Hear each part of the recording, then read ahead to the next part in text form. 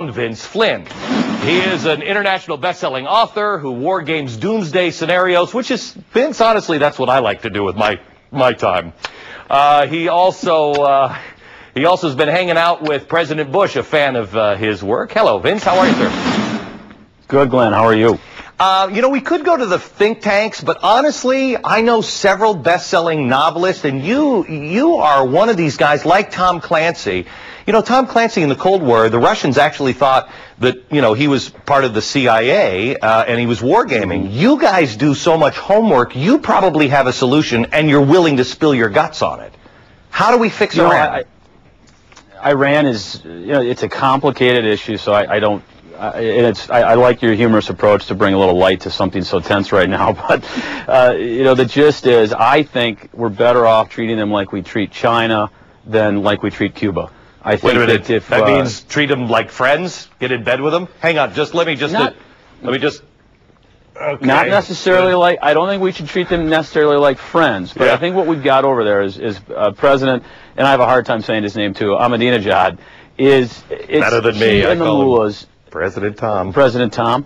He and the mullahs, they need us. They need us as their whipping boy, as the evil Satan, so they can rally their nation against a cause and deflect attention from them, which they're doing a horrible job governing the country. And one of the ways to do this is to resurrect Persian nationalism and get them on the track to getting this nuclear weapons.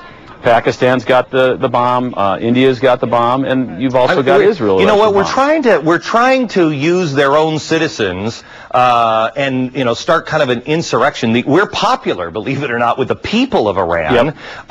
But we're running out of time. He is using nationalism.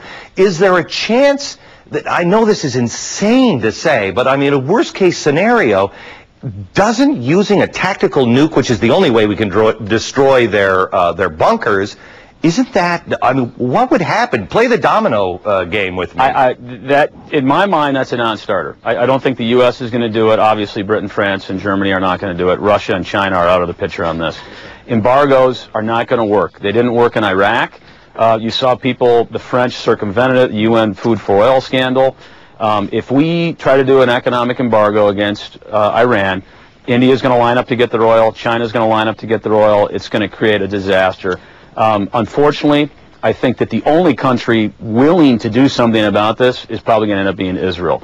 And there's a very good case being made that they have the right to do so, because President Ahmadinejad has come out and said that he wants to wipe them off the face of the map. Real quick, so, I've only got 10 seconds, Vince. We'll spend more time with you on this. I have to ask you, even in fiction, does the UN ever work? No. It doesn't. It doesn't. I mean, we'd be better off with Wonder Woman in her invisible plane. Vince, thank you so much. I appreciate your time.